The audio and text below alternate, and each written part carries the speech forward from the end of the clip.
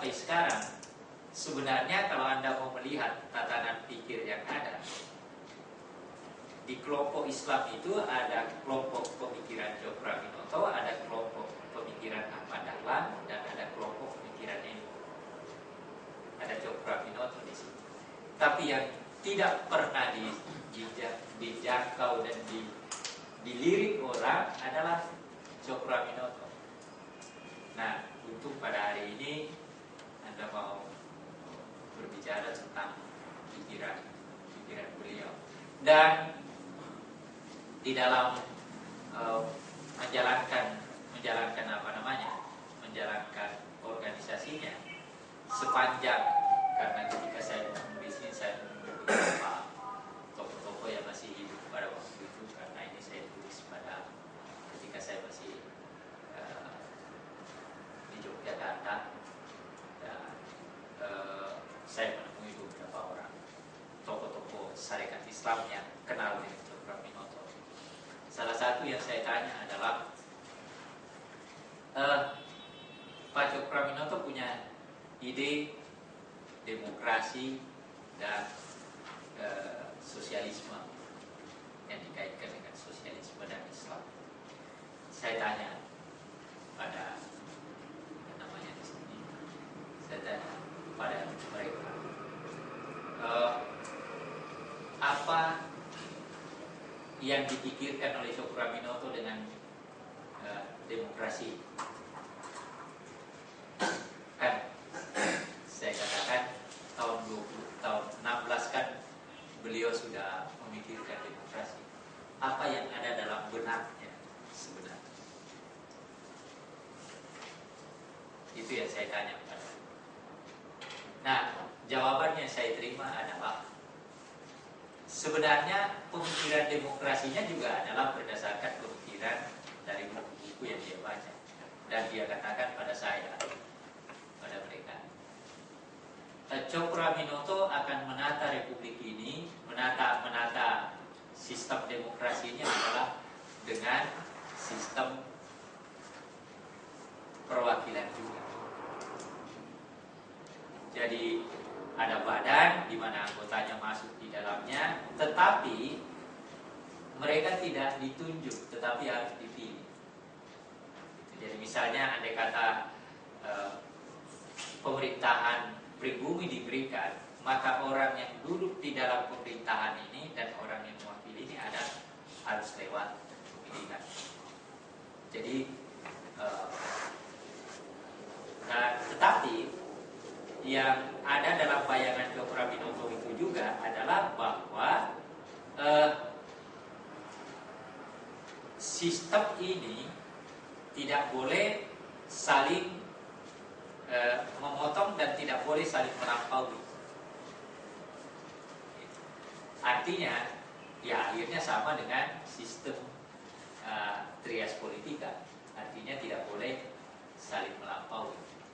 Ada batas-batas dari kegiatan-kegiatan. Saya bilang kalau begitu tidak ada yang unik, saya tanya. Nah, jawaban yang saya terima dari mereka ada, dia bilang enggak ada yang unik.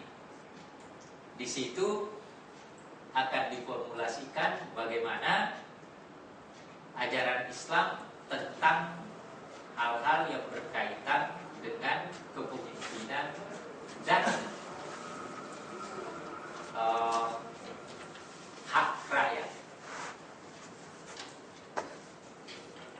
Jadi dia katakan bahwa akan terjadi perbedaan antara sistem demokrasi yang mau diterapkan itu adalah ada nilai Islam dalam hal kepemimpinan dan hak-hak rakyat. Nah, saya tanya lebih lanjut, tapi rupanya mereka juga belum mampu menangkap secara jelas tentang ide Cokroaminoto itu. Tetapi inti yang dia katakan adalah bahwa demokrasi seperti itu, tetapi yang berbeda dengan Islam adalah dalam hal kepemimpinan dan dalam hal dalam hal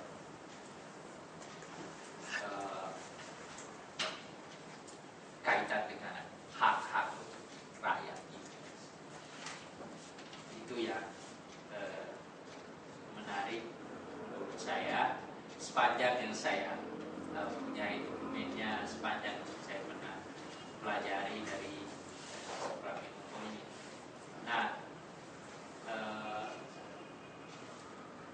saya kira nanti kita akan saling berdiskusi tentang ini, tetapi inti yang saya sampaikan di depan Anda sebagai sekedar bahan diskusi, dan di sini saya ada buku yang tidak terlalu baik tentu setelah saya baca kembali, karena yang saya tulis masih pada tahun 70-an, saya masih mahasiswa, tapi diterbitkan oleh BK pada 84, kemudian diterbitkan lagi pada 85. Itu yang inti yang saya kira yang persoalan pergerakan.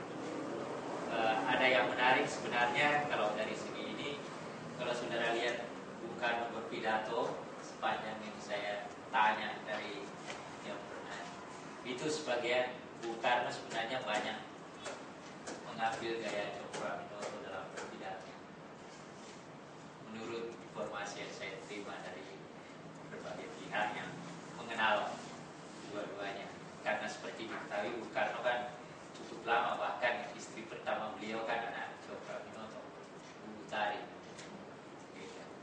dan boleh dikata banyak belajar dari Pak Cokroaminoto. Kalau saudara baca tulisannya Cokroaminoto dengan baca tulisannya Bung Karno, mirip gayanya mirip. Kalau saudara baca di bawah bendera revolusi, kemudian Anda baca tulisan Cokroaminoto tentang sosialisme Islam misalnya, gayanya mirip. Oke, saya kira ini segera mengangkat, kalau salah juga nanti. Ya, baik. Kita akan segera buka diskusi di termin pertama. Jadi Pak Anhar menjelaskan kenapa tidak banyak orang yang Cak Nur pernah berkata bahwa kenapa orang tidak banyak belajar soal Cokroaminoto. Mungkin karena nggak bikin Nahdlatul Ulama atau Muhammadiyah. Dia Muhammadiyah sebenarnya. Iya. Iya, tapi saya juga sering mendengar Cak Nur ketika beliau masih ada. Oh, memang Cokroaminoto adalah salah satu orang yang menjadi inspirasi Cak Nur ketika beliau mau mendirikan Paramadina juga. Jadi memang Cokroaminoto adalah tokoh yang salah satu tokoh yang dipanuti oleh Cak Nur. Teman-teman sekalian, saya akan membuka termin pertama untuk berdiskusi. Untuk 5 penanya dulu. 1, 2, ada lagi? 2 dulu ya? 3, oke, 3 dulu ya. Silakan Mas, sebutkan namanya. Nyampe nggak tuh? Terima kasih. Mungkin kalau kita lihat dari rangkaian diskusi dari sekolah pemikiran yang sudah berlangsung 4 kali ini, saya melihat ada rangkaian-rangkaian dari Raden Tirto, Adi Suryo, Anwar Samudra sekarang. Nah, kalau berbicara soal syariat Islam, bisa dikatakan bahwa syariat Islam sebuah organisasi, nama arti ya, sebuah organisasi yang sukses mampu menghimpun massa pada waktu itu sampai 3 juta sampai 4 juta orang.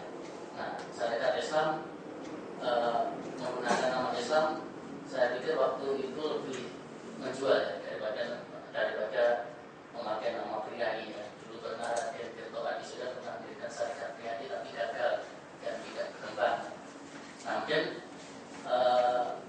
dari urian Pak Anwar tadi mengatakan bahwa terjadinya perbedaan di syariat Islam antara Islam dan komunisme, mungkin di situ tidak adanya akomodatif dari masing-masing pihak ya.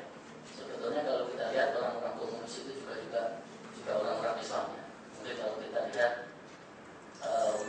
saat itu mungkin pertarungan ideologi masih kuat sehingga belum cair seperti sekarang ya.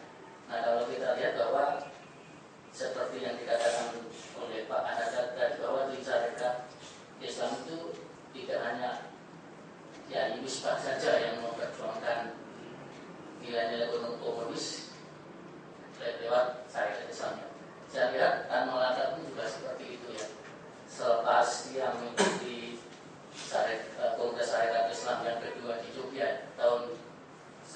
1922 yang saya lihat, saya baca di Tempo ya.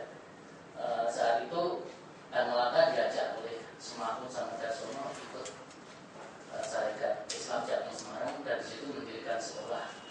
Nah, sayangnya setelah selang beberapa tahun karena Tan Malaka ikut memprovokasi pemogokan buruh kereta api di Bandung, dia akhirnya dibuang ke Belanda ya. Nah, mungkin selama dibuang Belanda, Tan Malaka pernah ikut Kongres Komintern Komunis keempat di Rusia. Nah, mungkin di situ Tan Malaka juga memperjuangkan keseimbangan antara Islam sama komunis. Nah, mungkin seharusnya komunis juga diwadahi di dalam Sarekat Islam, tapi karena mungkin masing-masing pihak terlalu mementingkan diri sendiri, akhirnya terjadi Sarekat Islam Merah dan Sarekat Islam Putih. Jadi mungkin terlalu mengetahui ideologi masing-masing, akhirnya terjadi perpecahan di Sarekat Islam. Mungkin itu.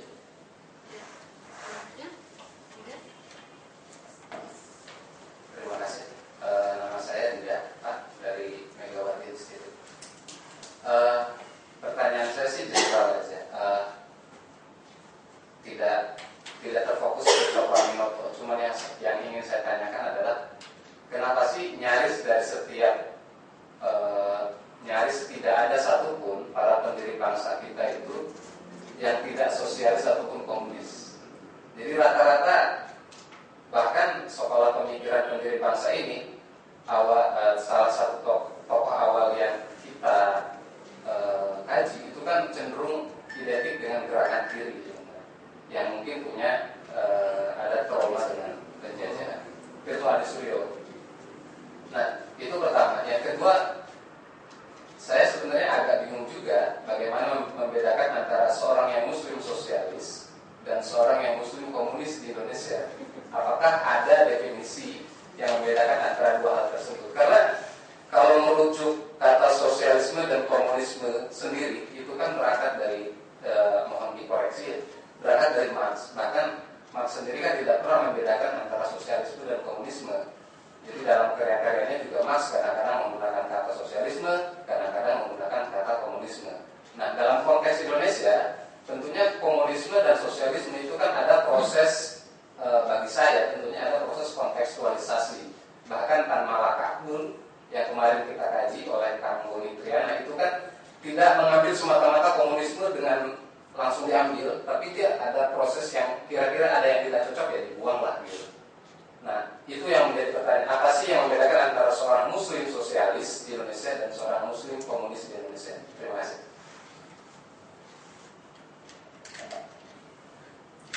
Assalamualaikum warahmatullahi wabarakatuh. Nama saya Kikilan dari Bogor. Sebelum di sini saya